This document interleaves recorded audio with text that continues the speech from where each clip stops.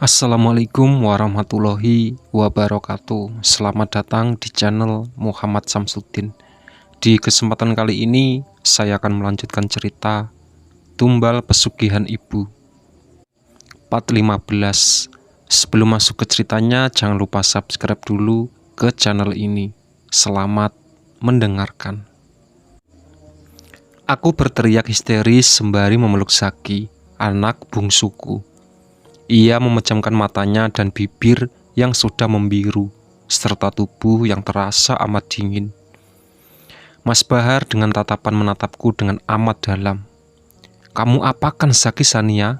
Kamu menumbalkannya lagi?" Ia menarik tanganku dengan kasar. "Mas, lepaskan, sakit." "Bapak, jangan gitu Pak." Adrian tampak membelaku.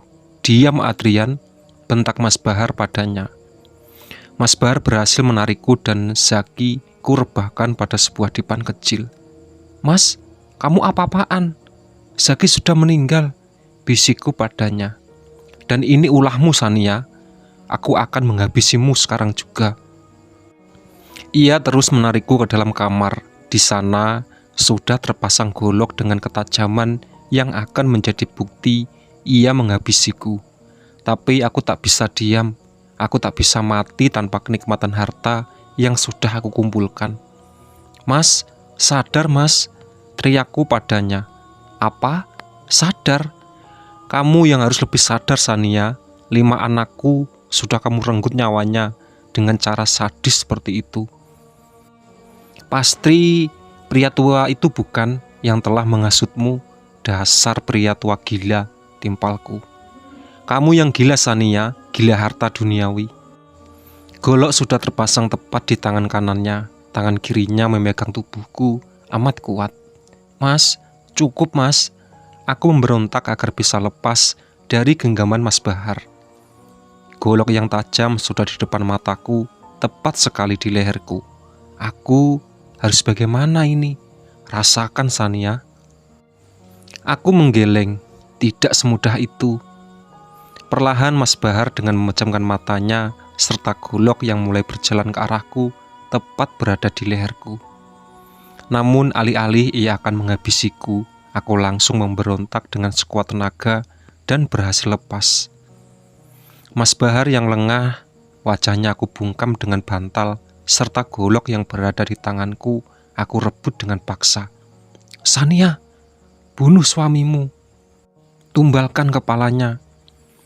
Entah siapa yang berbisik padaku. Mas Bahar nampak tiba-tiba tenagaku lebih besar dari tenaganya. Ia tak bisa lepas dariku. Perlahan tapi pasti, dalam hatiku terasa yakin sekali Mas Bahar akan tewas di tanganku. "Ibu, ibu!" teriakan Adrian menundaku untuk menghabisi nyawa Mas Bahar. "Diam Adrian, ibu pengen tusuk dengan bapakmu." Tak menunggu waktu lama, leher Mas Bahar aku sayat secara perlahan. "Ah!" Mas Bahar tak bisa berkata apapun di saat tubuhnya mulai melemas. Perlahan aku buka bantal yang telah membungkam wajahnya. Wajah yang membiru dengan sorot mata yang menyoroti diriku. Apakah dia sudah mati? Gumamku. Kudekatkan telingaku tepat di dada bidangnya. Aku menggeleng. Sepertinya ia masih bisa sadar. Aku kembali menyayat lehernya sampai terputus. Aku berniat membungkus kepalanya dan aku simpan sampai ada petunjuk selanjutnya. Untuk bagian tubuh Mas Bahar, aku apakan? Buang saja. Ah, Mas Bahar memang seperti sampah. Makan saja tubuh suamimu. Aku akan menambah kekuatan serta terhindar dari semua bahaya yang akan menimpamu. Lagi-lagi bisikan itu terdengar lagi. "Siapa kamu?" Aku melihat kanan kiri serta sudut rumahku, namun tak ada siapapun di sana. Kasurku sudah dipenuhi darah Mas Bahar, amis sekali. Darah kental terus mengalir dari bagian kepala Mas Bahar serta leher yang sudah terputus. Buru-buru aku mencari kain untuk menatap bagian ini agar darah bisa berhenti. Bajuku turut menjadi sasaran dari darahnya. Kubungkus kepala Mas Bahar yang sudah terputus dengan kain putih, serta kresek hitam menjadi penutupnya. Tetapi baunya masih sangat terasa. Bagaimana ini? Harus aku simpan di mana agar tidak diketahui orang? Kalau bagian tubuh Mas Bahar akan aku potong beberapa dan aku masukkan freezer untuk bahan masakku nanti. Tapi keadaan Zaki sekarang bagaimana? Lebih baik aku keluar sekarang. Jasad Mas Bahar untuk sementara aku tutup dengan selimut. Adrian, Zaki di mana? Kulihat ia sedang menangis sesegukan di pojok kamarnya. Zaki meninggal, Bu. Ibu lupa, jawabnya lirih. Aku meraihnya dan segera memeluknya dengan erat. Bapak di mana, Bu? Tanyanya dengan air mata yang terus mengalir deras. Aku harus menjawab apa? Bapak sedang pergi, jawabku terbata-bata. Alisnya mengenyit. Pergi? Pergi kemana? Bukannya tadi di kamar dengan ibu. Apalagi yang harus kujawab? Ia sangat kritis sekali. Iya, bapak tadi pergi berlari, jadi kamu tidak tahu, jawabnya. Semoga ia percaya. Aku ingin menyusulnya, Bu. Zaki harus segera dikuburkan. Adrian tampak ingin berdiri dan pergi meninggalkanku. Adrian, kamu mau kemana? Bapak tidak akan pulang, timpalku. Ia menoleh dengan mata yang masih berkaca-kaca. Jadi, bapak pergi kemana? Aku menunduk lesu, tak tahu harus menjawab apa. Ibu, bapak kemana? Bapak tak boleh pergi, Bu. Ucapnya lagi. Biarkan aku pergi ke rumah Pak Haji Rosadi, Bu. Bisanya bapak pergi ke sana. Ia terus berjalan, namun aku bangkit dan mencegahnya. Jangan, Adrian, bapak tidak pergi ke sana. Nanti biarkan ibu yang memberitahu warga bahwa Zaki telah meninggal, ucapnya pelan. Tampak Adrian berbeda. Di atas sampai bawah ada keraguan di balik benak dirinya. Jangan bohong, Bu. Aku menggeleng meyakinkan dirinya. Adrian, tak perlu pergi. Mari kita urus jenazah Zaki sama-sama, ucapku pelan. Ia menghela nafas pelan dan menatap diriku penuh dengan derayan air mata. Ibu, tatapan berubah, alisnya mengenyit. Kenapa? Aku menatapnya dengan tatapan takut. Ini semua ulah ibu. Ibu menjalani ritual pesugihan. Apa-apaan ini? Anak dan bapak sama saja menuduhku yang membuat ulah ini. Maksudmu apa, Adrian? Kamu lancang, bentakku di hadapannya. Lalu bapak di mana, Bu? Aku ingin bicara. Sudah ibu bilang, bapak pergi. Dia sudah tidak peduli lagi dengan kita. Ibu berbohong. Aku sudah tidak mau percaya lagi. Ia mencoba berlari meninggalkanku, tetapi aku berhasil mencegahnya. Adrian, dengerin ibu. Sudahlah, bapakmu tidak peduli lagi. Kamu ibu izinkan pergi ke rumah Pak Haji Rosadi, tapi ingat, hanya untuk mengurus jenazah Zaki. Ia menangis sesegukan. Aku tak bisa membiarkan dia terus menangis seperti ini. Maafkan ibumu ini, Adrian. Iya, Bu, jawabnya lirih. Sembari aku menunggu Adrian datang, aku menimbang Zaki dengan wajahnya yang memucat. Dalam hatiku berkata, aku wanita jahat, aku wanita setengah iblis yang tega merenggut kelima anakku. Namun di satu sisi, aku bahagia mendapatkan hasil dari jerih payahku. Ketukan pintu terdengar tak lama setelah kepergian Adrian. Ibu, Pak Haji sudah datang. Aku berhenti melamun dan mataku langsung terpelanjat melihat Pak Haji Rosadi dengan wajah yang sangat berbeda. Ia tampak membenci diriku. Apa ini? Zaki meninggal. Innalillahi wa inna ilaihi raji'un. Aku hanya bisa menghela nafas pelan. Ia merebut Zaki di timanganku. Bapak mau ngapain? Zaki sudah meninggal, Pak. Apakah Bapak tidak percaya? Tanyaku. Ia tak menghiraukan apa yang kukatakan. Perlahan ia memeriksa tubuh mungil anakku. Lalu ia menggeleng padaku dan menatapku dengan amat menelisik. "Adrian, Bapak pergi dulu ya. Biarkan Bapak mengumumkan bahwa sakit telah tiada," ucapnya pada putra sulungku. Adrian hanya menggeleng, lalu ia memberikan Zaki padaku. Semua warga menatapku heran. Aku tahu, pasti mereka berpikir hal aneh padaku. "Anaknya Sania kok sering meninggal ya? Padahal nggak sakit apa-apa. Iya aneh, si Bahar juga nggak kelihatan." Ada seseorang dari wanita parubaya yang sedang mengguncingku. Namun aku menelisik keluar, tak ada Bu Puji di sana. Bu Puji tidak hadir, batinku. Aku mencoba untuk menelponnya. Namun sambungan tiba-tiba terputus. Kenapa dia pergi? Entahlah, aku akan mencoba ke rumahnya kalau profesi makanan sudah selesai. "Bapak di mana, Adrian? Kenapa Bapak tidak melihat dari tadi?" Pak Haji Rusadi tampak celingak-celinguk dan memberi kode kepada Adrian. Adrian menggeleng. "Tidak tahu, Pak. Ibu bilang Bapak pergi." Dahinya berkerut, aku menguping pembicaraan mereka dari belakang. Pak Haji Rusadi tiba-tiba menoleh ke arahku. "Suamimu pergi kemana?" Tak tahu mengapa tiba-tiba aku sangat gugup untuk menjawab. Tadi dia marah-marah, lalu pergi kemana, dan tidak peduli lagi sama kami, Pak." "Siapa yang bilang begitu? Beberapa waktu ini dia sering mengobrol dengan saya.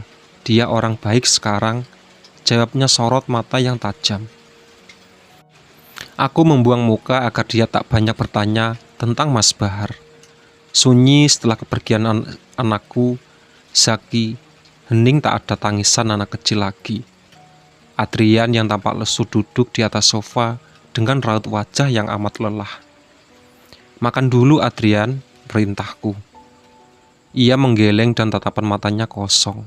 Aku mencoba membujuknya, namun tak digubris. Aku menghela nafas ringan. Mengapa tiba-tiba pikiranku menjadi gelap, tak ada arah? Rasanya aku benar-benar kehilangan suami yang sangat berharga. Namun di sisi lain, aku mempunyai banyak harta. Mas Bahar, sesekali aku melihat ke arah kamar kecilku. Jasad utuh Mas Bahar masih di dalam. Hah, sudahlah. Ini hanya pemikiranku saja yang masih kacau karena Zaki baru saja pergi. Dan setelahnya aku bisa menikmati hartaku dengan semauku. Malam hari dingin nan sunyi, Adrian terfokus dengan buku-buku berserakan di atas meja belajarnya. Aku lebih fokus dengan ponselku. Oh iya, aku lupa. Aku kan ingin ke rumah Bu Puji. Coba aku telepon dahulu, batinku. Halo Bu, Ibu sudah tahu kalau Zaki sudah meninggal? Oh iya, saya sudah tahu Mbak. Maafkan saya harus pergi, jawabnya. Dahiku mengenyit, aku terheran-heran. Pergi kemana? Saya harus pergi dari sini. Di sini tidak aman untuk saya. Semoga Mbak baik saja ya, ungkapnya. Maksudnya apa? Baik saja. Apakah ada hal lain yang akan menimpaku? Halo Bu? Bu? Dia sengaja menutup teleponnya sebelum aku bertanya lebih jelas. Ibu kenapa? Adrian bertanya padaku. Aku menggeleng. Tidak apa-apa, lanjutkan belajar. Perasaanku menjadi sangat cemas. Apakah Adrian menjadi korban selanjutnya? Aku tidak ingin dia pergi meninggalku sendiri tanpa siapapun. Aku hanya punya Adrian seorang.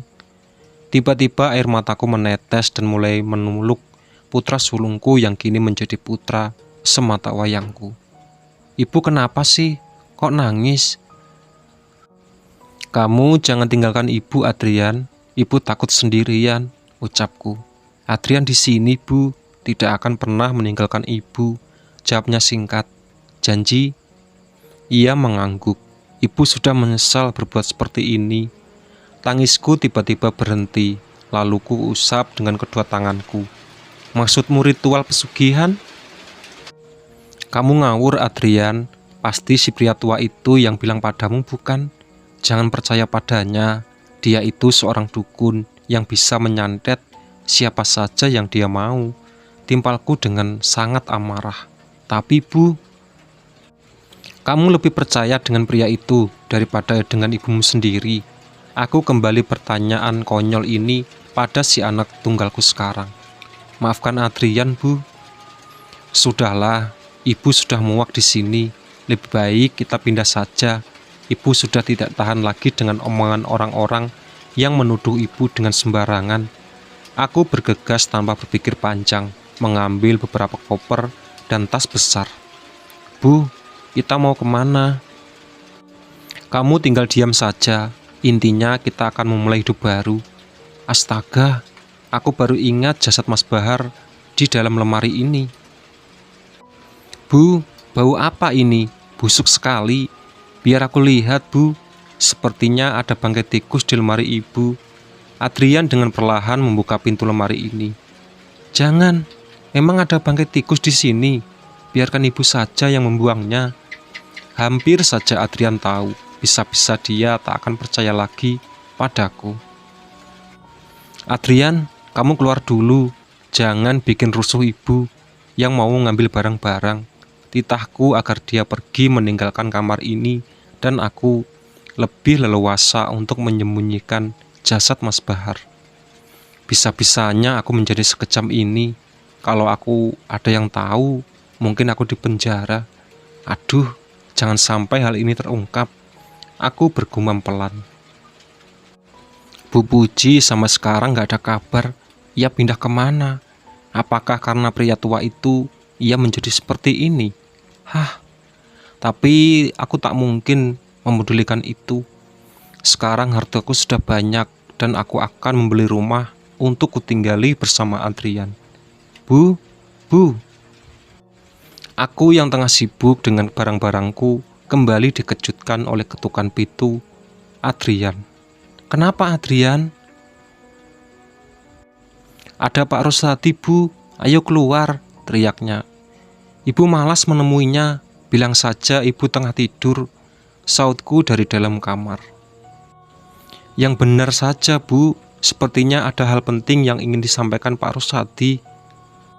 Lagi-lagi Adrian membuat sangat muak. Kubilangkan aku tak ingin bertemu dengannya, tapi ia masih memaksaku. Adrian, nurut dengan ibumu. Bilang ibu tengah tidur, tidak bisa diganggu. Iya, Bu. Maafkan Adrian. Aku tak menyaut apapun lagi. Sepertinya Adrian sudah berlalu menjauh dari kamar ini. Aku mengembuskan nafas lelah serta beban pikiranku yang sedikit membuatku stres. Ada-ada saja pria tua itu, tidak diundang malah datang. Aku tahu kamu orang pintar, tapi tidak akan bisa membuat Adrian percaya padamu, gerutuku. Kamu apa-apaan? Baru saja aku hendak keluar kamar, Adrian tiba-tiba muncul di belakangku. Maaf, Bu, aku pikir ibu pergi kemana. Ibu habis ngapain? Tanyanya padaku. Mau tahu aja. Aku berlalu meninggalkan Adrian. Bu, Adrian terus mengejarku. Ada apa? Aku menoleh padanya. Pak Rosadi tadi kesini cari bapak. Katanya mau ngobrol. Tapi aku bilang bapak nggak ada. Ya kan emang nggak ada. Kalau ada juga ada di sini, jawabku. Iya, maksudku bapak pergi kemana, Bu? Mataku terperanjat. Bapak merantau ke Kalimantan lagi, ucapku dengan santainya. Kok tas bapak masih ada di kamar? Itulah sahabat cerita dari Tumbal Pesugihan Ibu. Ditunggu part selanjutnya. Oke.